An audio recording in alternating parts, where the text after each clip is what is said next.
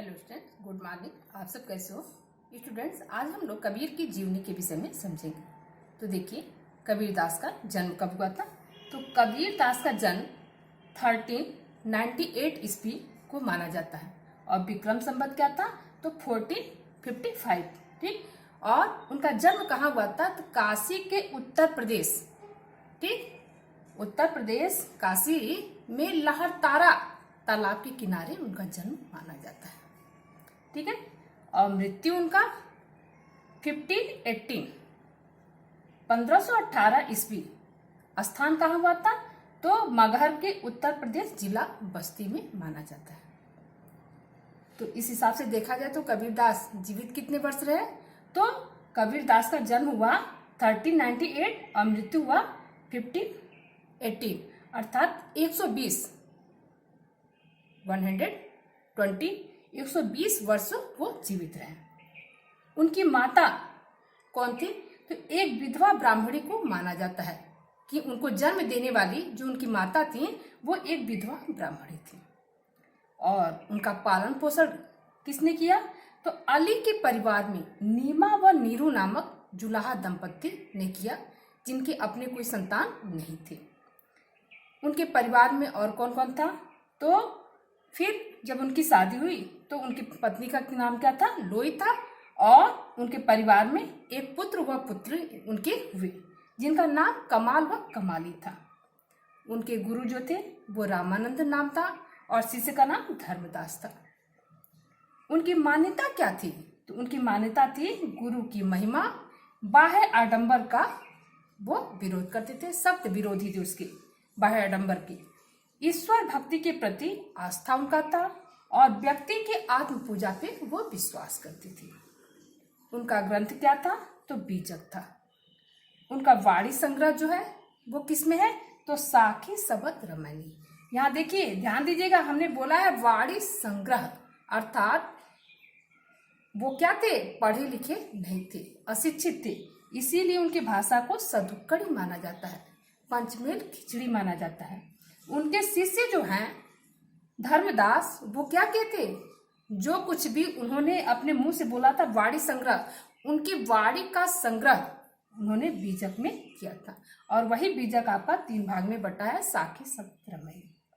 साखी जो है वो दोहे में लिखा गया है, ठीक है। और सबद इसमें योग, साधना एवं भक्ति भावना के पद हैं। रामायणी जो है इसमें जीव, ब्रह्म व माया का वर्णन किया गया है। भक्ति वो किसका करते थे? तो निर्गुण ईश्वर की भक्ति करते थे, इसलिए सूफी मत, ज्ञानाश्रयी और संत मत, ज्ञानाश्रयी और सूफी मत को वो मानने वाले थे। अब इनके विषय में हम लोग जानेंगे कि कबीरदास का नाम कबीर क्यों पड़ा और कैसे न हुआ। तो देखिए, हाँ, अब हम लोग ये जानेंगे कबीर दास का नाम कबीर क्यों पड़ा। तो देखिए, अभी हमने आपको बताया था कि उनको जन्म देने वाली जो माता उनकी थी वो एक विधवा ब्राह्मणी थी, ठीक है। और पालन पोषण किसने किया था? तो नीमा व नीरू नामक जुलाहा दंपति ने किया था, जिनके अपने कोई संतान नहीं थी। तो उनकी माता एक जो विधवा ब्राह्मणी थी, उन्होंने क्या किया था? काशी उत्तर प्रदेश के लहरतारा तालाब के किनारे उन्हें क्या किया था? छोड़ दिया था। फिर उनको वहां पे उधर से गुजरते हुए नीमा व नीरू नामक जुलाहा दंपति जा रहे थे, जिन्होंने देखा और उसके बाद से पता किया तो पता चला कि उस क्षेत्र में एक विधवा ब्राह्मणी जो थी वो गर्भवती थी। तो इससे माना जाता है कि उनका जन्म एक विधवा ब्राह्मणी के गर्भ से हुआ था। वास्तविकता क्या है यह हम आप नहीं जानते हैं। तो जन्म उनका कहाँ हुआ था? एक हिंदू परिवार में हुआ था। और पालन पोषण किसने किया? तो नीमा व नीरू नामक जुलाहा दंपति ने किया, जो एक मुस्लिम परिवार में हुआ।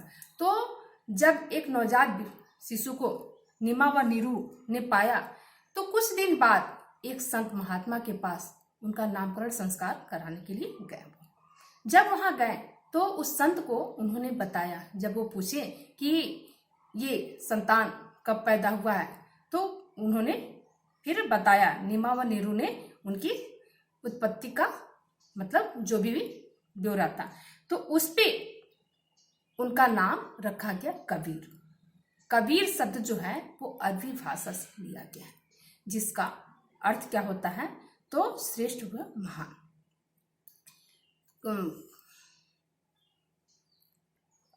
सर्वप्रथम कबीर की बाणियों का आपका संग्रह जो है उसका प्राचीनतम नमूना गुरु ग्रंथ साहिब में मिलता है।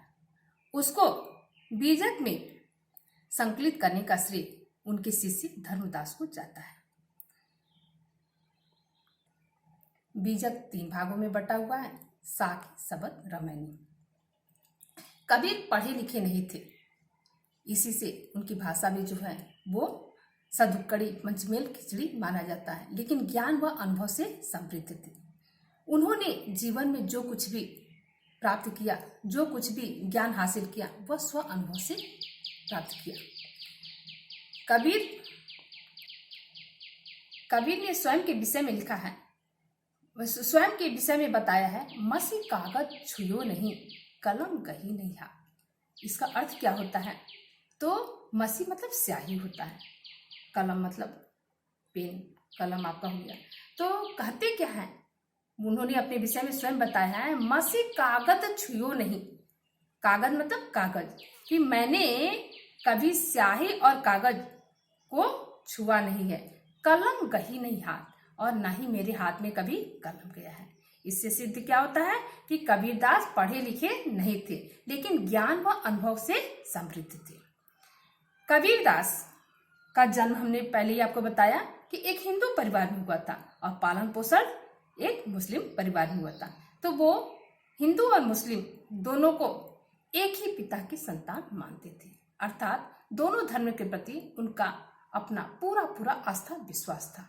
इसी से इनकी मृत्यु के समय में क्या हुआ था, तो इनकी मृत्यु के समय में जब इनका शव पड़ा था, उस समय हिंदू व मुस्लिम दोनों परिवार के लोग अपने अपने, दोनों धर्म के लोग अपने अपने रीति रिवाज के अनुसार उनका अंतिम संस्कार करना चाहते थे। फिर दोनों में आपस में वार्तालाप हो रहा था, विवाद इस पे उठा। तो फिर उसी बीच में अचानक से किसी ने क्या किया, उनके शव से चादर को ऐसे उठाया। जब चादर को उठाया तो क्या देखने को मिला, वहाँ फूलों का केवल ढेर पड़ा है, वहाँ कोई डेड बॉडी, वहाँ कोई शव, वहाँ कोई पार्थिव शरीर नहीं था। अर्थात इससे सिद्ध होता है कि कबीरदास जो हैं वो एक साधारण व्यक्ति नहीं थे। उनके जन्म के विषय में भी हमने बताया कि एक विधवा ब्राह्मणी के गर्भ से उनका जन्म हुआ था। तो क्या ये संभव है कि वो विधवा थी? तो हो सकता है जन्म, नहीं। तो अर्थात उनके जन्म और मृत्यु दोनों देखिए रहस्यमय कहानी है। उनका मृत्यु जो हमने बताया कि उनके शव से जब चादर उठाया गया तो वहां पे क्या मिला, केवल फूलों का ढेर मिला। तो इससे ये सिद्ध होता है कि कबीरदास जी जो हैं वो एक साधारण इंसान नहीं थे। फिर जब वहाँ केवल फूलों का ढेर दिखाई दिया तो उस फूलों के ढेर को हिंदू व मुस्लिम दोनों धर्म के लोग आधा आधा बांट लिए, और बांटने के बाद से अपने अपने रीति रिवाज के अनुसार उनका अंतिम संस्कार किया। हिंदू उसको क्या किया, तो विसर्जन करने का काम किया, गंगा नदी में अपना विसर्जन करने का काम किया। और मुस्लिम क्या किए, तो वहाँ पे उनकी जहाँ पे भी उसे दफन किया, उस फूल को वहाँ उनका एक समाधि बना दिया। आज मगहर में उनकी समाधि देखने को मिलती है। तो कबीरदास की जीवनी यही रहा। इससे यह सिद्ध होता है कि कबीरदास एक साधारण इंसान नहीं थे। कबीरदास के विषय में हमने आपको बताया कि कबीरदास पढ़े लिखे भी नहीं थे, लेकिन ज्ञान व अनुभव से समृद्ध थे। उनकी भाषा पंचमेल खिचड़ी, उन्होंने स्व अनुभव से जीवन में बहुत कुछ हासिल किया।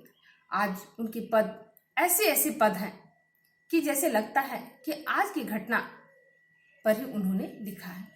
और आपको पहले ही बताया कि उनका जन्म कब का हुआ था, तो 1398 का, मृत्यु 1518। लेकिन इससे ये सिद्ध होता है कि ये एक साधारण इंसान नहीं थे, कि उस समय के जन्मे, उस समय की जो उनकी मुख की बाणी थी वो आज भी जैसे लगता है कि आज ही की बात है, ऐसी सिद्ध होता है। तो यही आपका कबीरदास की जीवनी था। इसको आप लोग ध्यान से देखिएगा। आज की टॉपिक हम यही समाप्त करते हैं। Thank you.